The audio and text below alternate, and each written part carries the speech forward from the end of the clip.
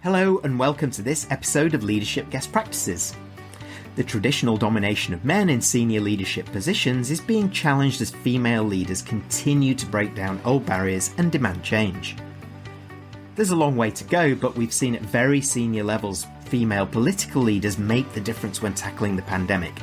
Iceland, Finland, Germany, and of course Jacinda Ardern from New Zealand, for example, which is widely regarded as the best demonstration of strong leadership balanced with strong empathy, a key combination within human-centered leadership which is being demanded more and more in business globally. My two guests are not only married to one another, but married to a commitment to bring gender diversity to workplaces everywhere. They pioneered the unique Male Allies program, specifically designed to help male leaders and senior managers navigate gender diversity waters and become advocates for equality in the workplace, in boardrooms and meeting rooms everywhere. Mette Johansson, based in Singapore, founder and CEO of MetaMind, executive coach, co-founder of KeyNote Women Speakers Bureau and best-selling author, describes the program like this. Our Male Allies program is designed to move the needle on gender equity in your organisation, creating a safe space to open up about inclusion and focusing on how to develop allyship as well as the benefits of acting as an advocate in the workplace. Axel Johansson is of course also based in Singapore and has wide-ranging corporate experience including roles in Japan, Germany and Southeast Asia. Axel is a seasoned sales and marketing leader and an ICF accredited executive coach, and he says of the program, the skills and examples we provide will focus on many dimensions of inclusion, whether gender, ethnicity, age, ability or sexual orientation.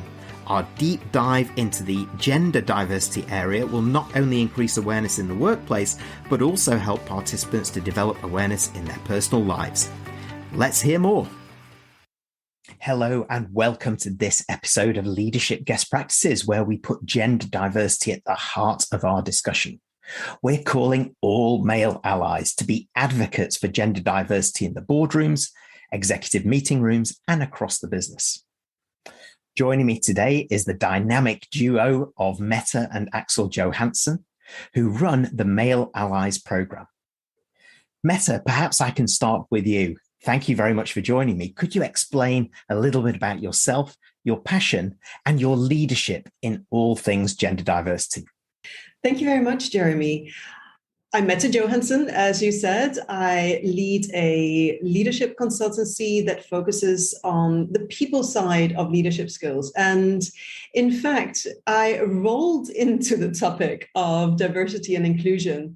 First of all, I did study at university already cultural intelligence, cross-cultural management, and I lived in 11 different countries. I was 2 years old when my parents moved from one country to another.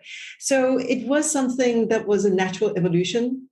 When I started this leadership training business, one of my first clients was Citibank, and they wanted me to be part of their Women in Leadership Development program. It wasn't really a choice that I made. It came to me. And today, 50% of what I do is in the area of leadership development. Now, my passion for it, sometimes I jokingly say I couldn't care less about women. Now, this is, of course, not completely true. What drives me is more creating a more fair, just, equitable world. And women definitely need to have a little bit more of an equitable workplace on a daily basis. That is what drives me. And well, that's great to say, fair, just and equitable world. Most of us are looking at that now, and so much more chatter around that in leadership rooms everywhere, in boardrooms, but at government level too. And hopefully we can start making some progress. So perhaps coming to you, Axel, and asking you to introduce yourself, but what makes you and Mette such a fantastic double act when we consider very specifically gender diversity inside and, as we just said, outside of the corporate walls? Well, thanks, Jeremy. I'm Axel Johansson, and I started studying international management and joined an industry that by tradition only had about 30% plus women applying. So traditionally rather male-oriented. Spent over 20 years in that scene. And I had the opportunity to work in Japan relatively early in my career. And so there were industry meetings sometimes where I was where there were no women present. Now, the interesting thing is there were also plenty of meetings where I was the only foreigner at that meeting in Japan. So I know a little bit of what it feels like to be the odd one out. That's certainly something that women often face in their work life. And of course, having lived and spent well over 20 years with a Scandinavian woman, emancipated as it is, I observed a few things. Mette and I, we started our career at the same time, pretty much in the same company, to be honest, and purely by chance, I would say. I was just expatriated early, and Mette then joined and was kind enough to support the family in this regard. And every time we moved, she had to establish herself fresh from the start, pretty much within the same company, though.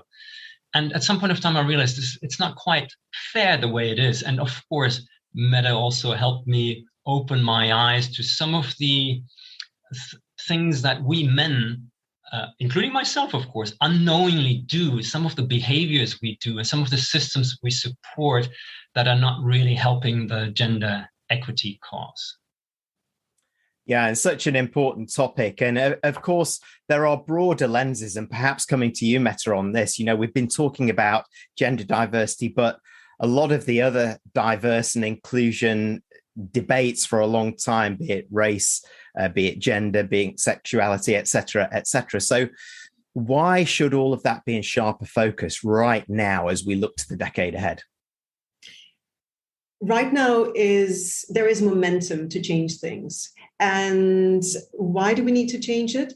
Not just because it's the right thing to do ethically, not just because everybody is doing it and headquarters tells us to do it, also because there is a business case of inclusion.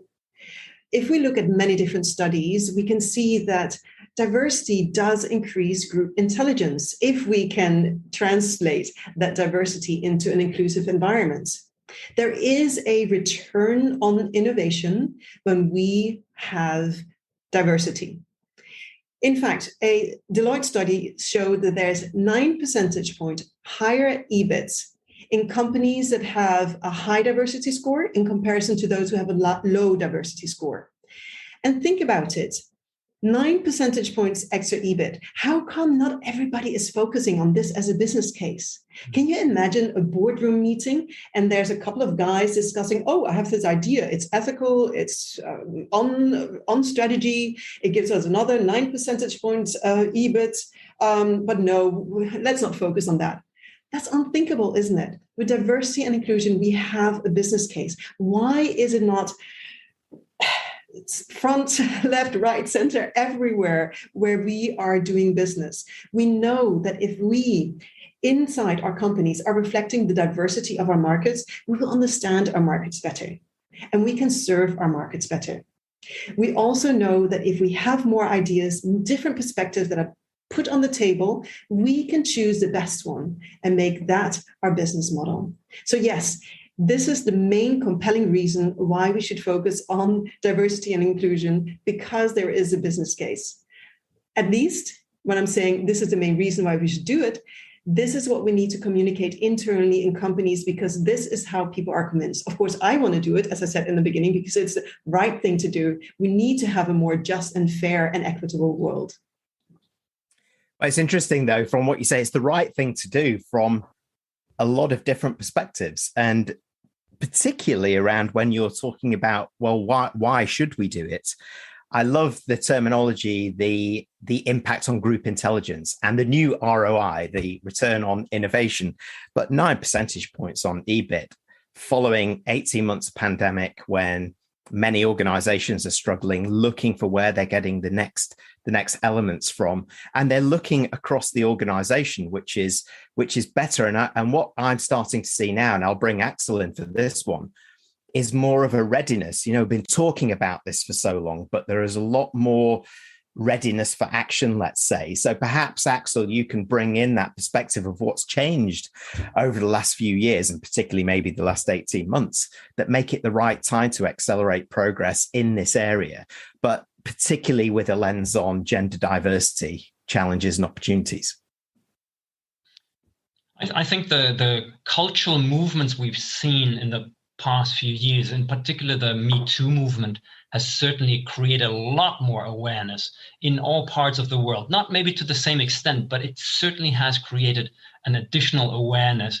And that's why I think a lot of countries are reassessing their moral compass in a way of making sure that there is more gender equity. So I think there's some really catalytic change that can happen. And I think the pandemic actually can help with that as well, because we've seen through the pandemic that those companies who have focused on the local workforce, empathized with them, and they were the ones who reacted fast and adjusted the best and they have performed better as a result as well. So I think that that will both help and support a change and facilitate faster progress.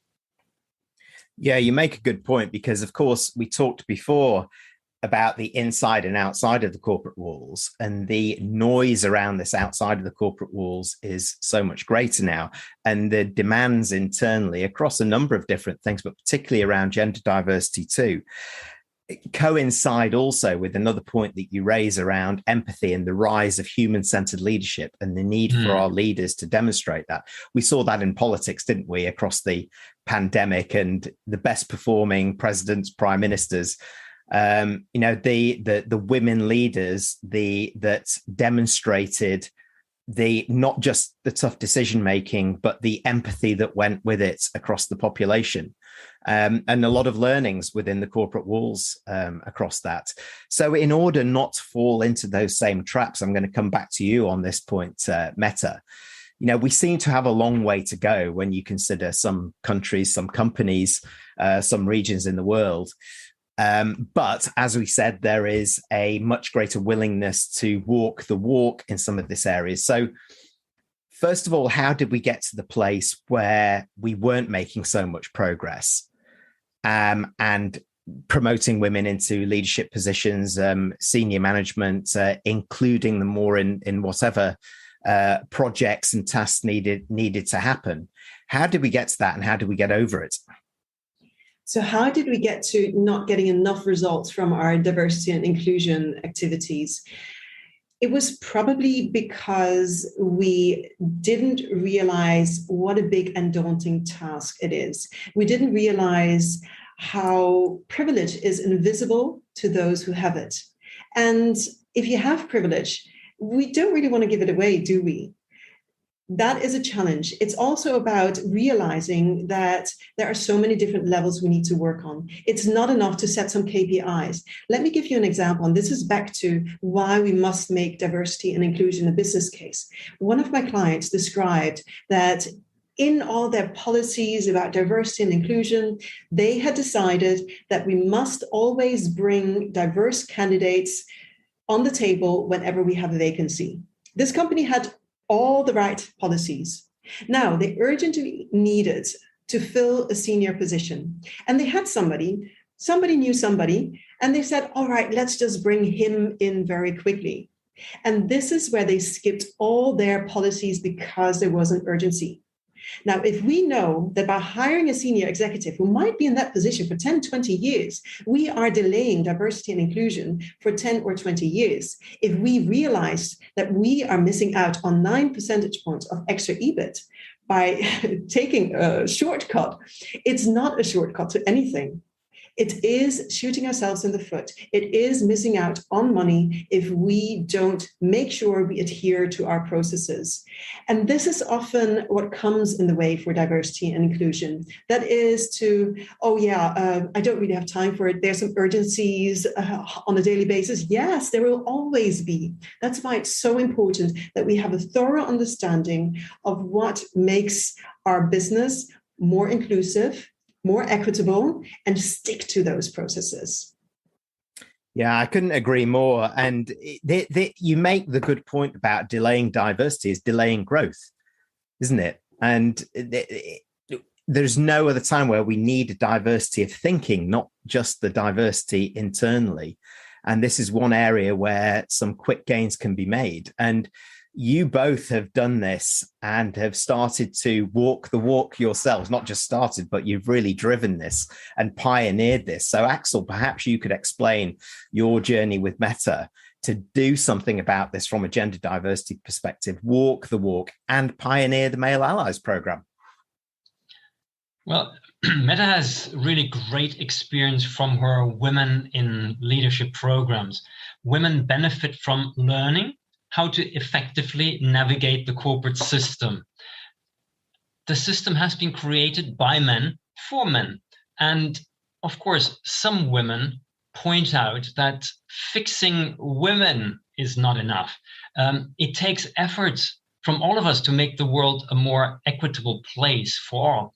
So we need to look at culture, the systems, the processes, and how all of us can actually develop a more inclusive mindset. And I think seeing that, it really became obvious that we have to reach out to more men actually to become strong allies to make that progress for gender equity a lot faster. Yeah, interesting words, fixing women, which kind of I go ouch on when I hear it for sure. But I totally get it. And your point about a lot of this was created by men for men, a lot of potentially and particularly the traditional organizations that are out there that are with starting in the 20th century and maybe beyond that, haven't really evolved this in some ways and trying to put band-aids on all these different things rather than getting to the root cause. So the Male Allies program sounds fabulous, Mette, coming back to you. And of course, it is the Male Allies program. It is for men. So I have to ask the question as a devil's advocate, if you like, on this. Why have a program for different agendas? Isn't that going across or against the message of inclusion and diversity? And so how is it then facilitated to ensure that balanced approach if there's only men in the room?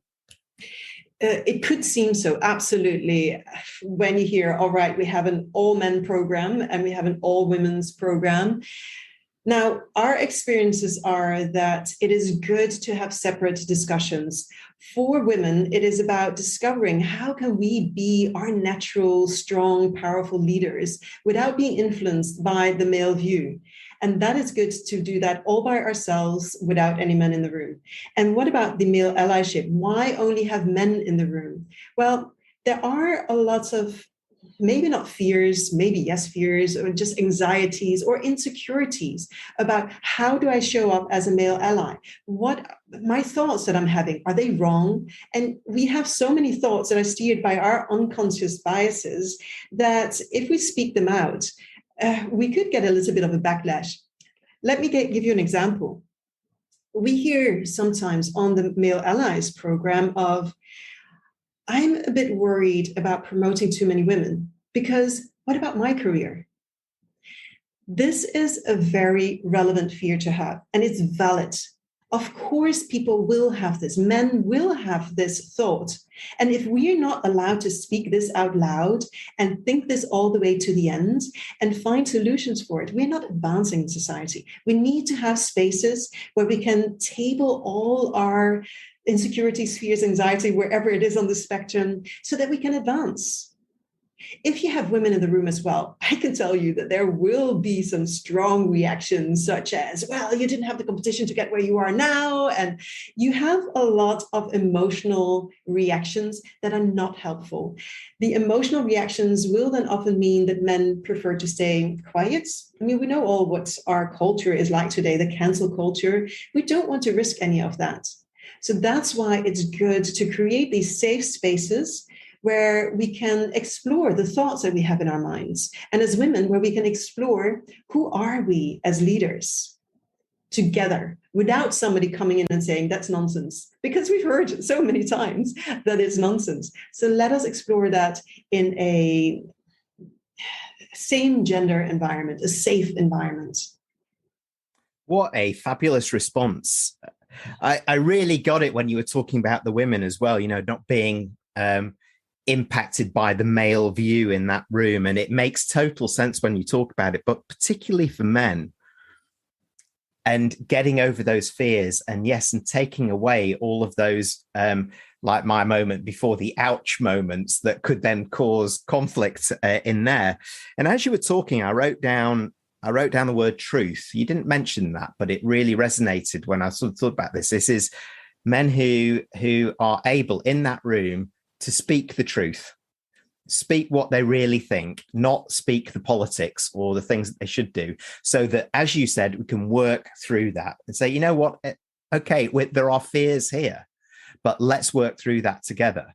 So that's a very big aha moment for me. Thank you on that, Mette. And now maybe coming back to Axel, what are some of the other aha moments then in the spirit of that, and success stories that have come out of the Male Allies program that prove the worth, if you like, Axel, of approaches like this, and involving others in that journey? Yeah, okay. We had a webinar the other day on male allyship, and I have to say it was not just men there. There were also women participating in that particular webinar, as per request by the client.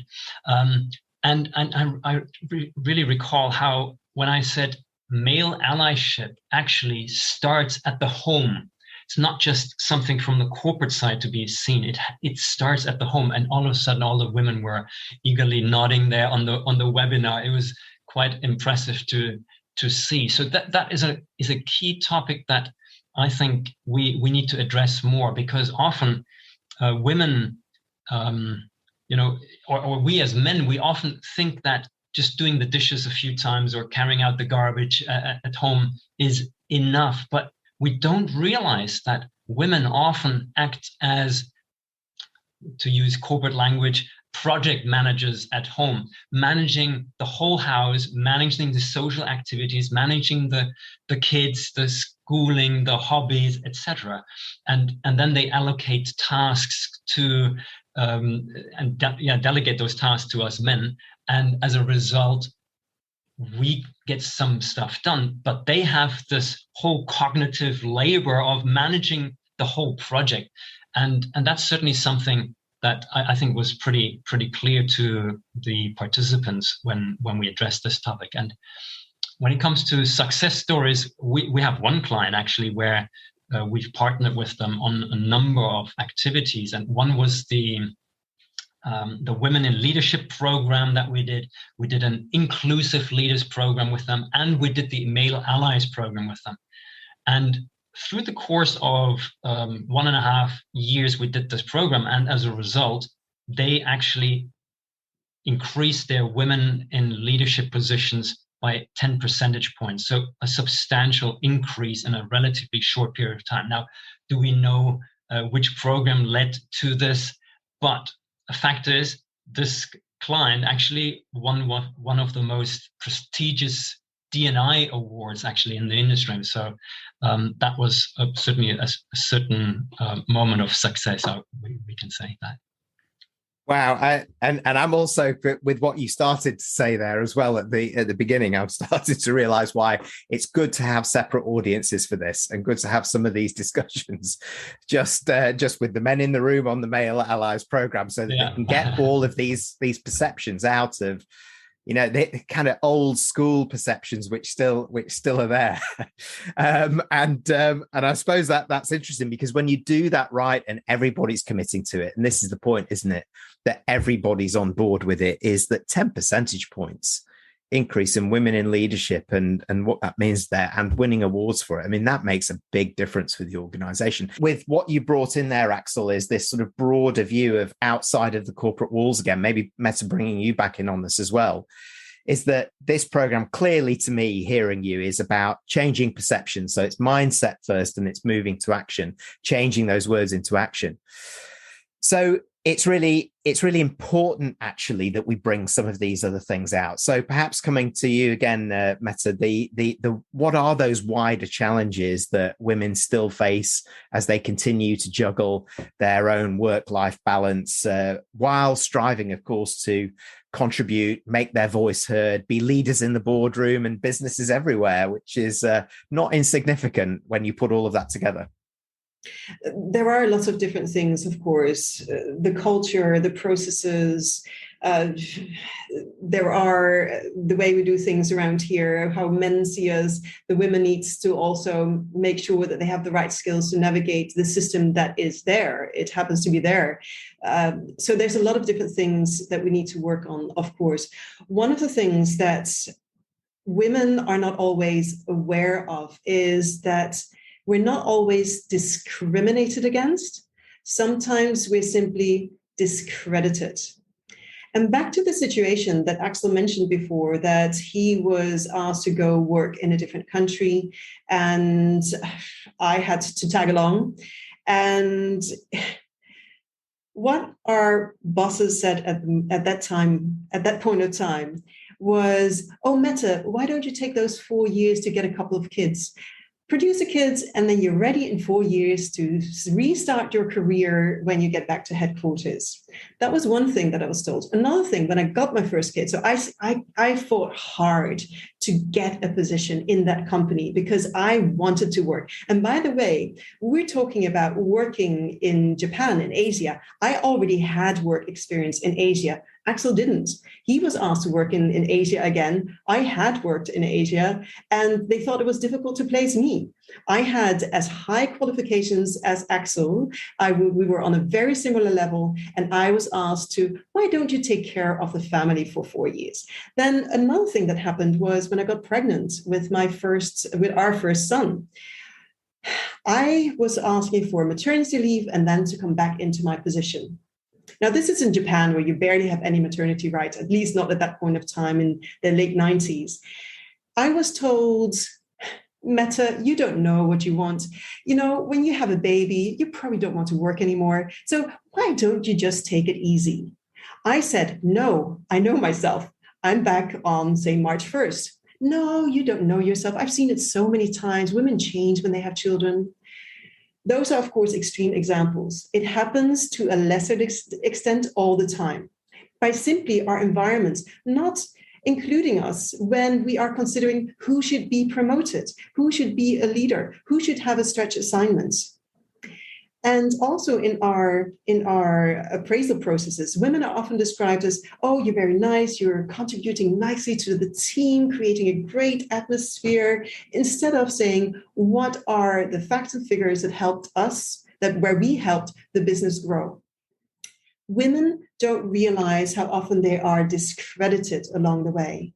And I believe that is one area where we need to focus on a lot as women, to realize that we are often in a worse position, and realizing that means that we can course correct and do something ourselves. So that is one advice that I have for women, to increase that awareness of what we can do.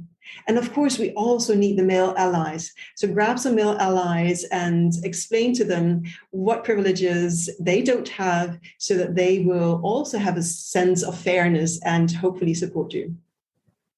Wow, some really powerful stuff there. And I love that distinction between being discriminated against and being discredited. That's very interesting. And I've not heard that before. And it just does make me cringe when you talk about the kind of narrative that was going with somebody else who apparently knows you better than you do, and this is how you're going to feel. You're going through this, and you start to say the words, and they hurt more these days as we become more aware of this, and we have to move the dial from words to actions for sure. And for sure, also, there are cultural elements into that, certainly in parts of Asia. And of course, I've done a couple of these leadership guest practices podcasts with two entrepreneurs from Africa, and they, as women leaders, told me some horror stories about how young girls and women had the barriers and the roadblocks that are in place and the hurdles that they have to go across, which of course many men still don't have to. So there's a spectrum, right? So we've got to get to action. So let's get to action. So I'm going to bring Axel in now, and I want to ask you a very direct question about what men should stop, start, and continue doing at all levels in the workplace as committed allies and active advocates of gender diversity within the workplace, so that we actually make some progress. Well, number one, research has shown that men interrupt a lot more, that they speak a lot more, whether it's in meetings, in conferences, during earnings calls, etc. So I think one of the first things we need to stop is sometimes to just stop talking and let the women, give them the voice, and just listen more. That's one thing. I think also it's clear that a lot of men actually express similar attitudes like women to support for flexible work hours or for parental leave. But the reality is, when it comes to actually making use of those benefits, then they often don't use those benefits.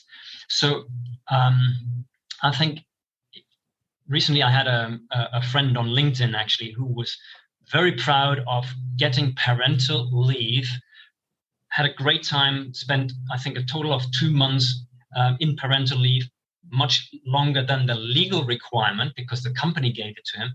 And he posted some pictures and he was proud and felt good about it and thanked his company and his colleagues and his friends and so forth who supported him in that. That's the type of support women also need, when men actually voice that out and make use of those benefits and express that and talk about it, so that it's not just the women who are asking for it. I used to be in a situation where I felt when our kids were small, the peer pressure just would not allow me to use parental leave. Things have changed, fortunately, to some extent, but we can still benefit from that. And another thing I would add, we sometimes really have to speak up on behalf of women when they're being discredited, for example. You know, I remember a situation where there was a woman who was being interrupted by one of the senior leaders in the room. And you know, she's usually a pretty vocal person. And so afterwards, I went to her and said, hey, I noticed this happened. How come you didn't stand up for your values? And she turned around and said, why didn't you stand up for your values? That was an aha moment for me, really. It's not enough just to be a silent ally. We have to become male advocates for women and other minorities, because then we become a much more inclusive world. Well said. And so much speaks to me of what you just said there. And perhaps that first one, speak less and listen more, actively listen more, is a great place to start for some men, for sure. And the almost the move to demand as well as use the benefits that are there for men, so that they can start to live this against perhaps what they perceive are expectations. This is kind of old school expectations versus the modern workplace. But particularly with what you said there at the end, I think it's really important, calling colleagues out who are not walking the walk in this area, being courageous to live our values within the corporate walls and do that, being compassionate and supporting, you know, our women colleagues and our other colleagues. As you said, it's wider lenses here that we can bring in too. I think some really, really important points, of which I'm sure you go much deeper into the program as well. So yes, the natural and logical follow-up is to you on this one, Mette, which is, what should women stop and continue doing to further engage male allies and accelerate progress further? I am a bit, struggling with answering this in one generic way, because it depends so much on the situation. If you want to engage male allies, in fact, I'm writing a book that's called Narratives, the Stories That Hold Women Back at Work. And in that, we don't only describe some of those myths, some of those narratives that women are exposed to all the time, we also describe how can women stand up and dispel the myth, shatter the narrative. Now, it depends on the situation. And it's, again, how much psychological safety is there in that environment to truly rock the boat? Sometimes rocking the boat is absolutely the right way of going about things. And sometimes it is perhaps more on asking questions of saying, what do I need to do in order to get this promotion? And sometimes it's also about doing something that's a little bit more diplomatic, calling people in for a constructive discussion when you see that wrongdoings are happening, when there is injustice, when somebody is not treated fairly, whether it's you or somebody else, then having a discussion around it. Best thing is, of course, to keep emotions out, because if we simply have an intellectual conversation about what is the privilege here, what is the bias that's playing a role, conversations where we are calling male allies in to have a constructive conversation about it. Now, at the same time, I'm not excluding to rock the boat, because sometimes that is definitely needed. Yeah, it raises another question, which I'm going to come back to you on for this, just as a piece of follow-up. But the narrative has to be shattered if that is still going on within that organization, and you have to destroy those myths, and you do have to rock the boat to do it. But you're asking and demanding for nothing short of culture change within the organization. So if that continually doesn't happen, what's the cost to the organization? There is a big cost to the organization if we don't have that full inclusion. There will be. It is not just about the direct cost of not being able to serve your client markets as well if you don't have an internal environment that reflects your external environment. It's not just about not having all those additional ideas on the table that increases the return on innovation. It's also about what talent are you attracting to the company, for instance?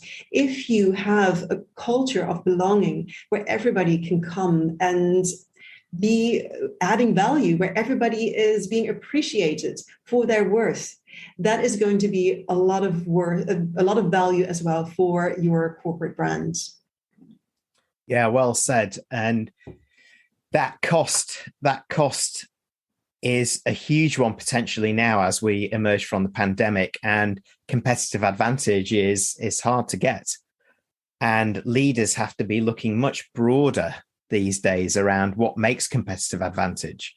It's around the people, it's around the products, it's around the competitiveness in the marketplace for sure, but it's also about this sort of sense of leadership and what the companies like to work with. So thanks for that. Thanks for clarifying that. And Axel, also thanks for you for you both, of course, for joining me. But Axel, for those companies and male leaders who are wanting to get this into more detail into this, how do they get in touch and find out more about the Male Allies program? The easiest would be to get in touch either via LinkedIn, Axel Johansson on LinkedIn in Singapore, or via axel@metamindtraining.com by email, and then we can take it from there. Excellent. Thank you very much. And coming back to you, Mette, of course, thank you also for joining me. And how do those tuning in get in touch with you? And actually, how do they sign up for the program? I would love you to connect with me on LinkedIn, Mette Johansson.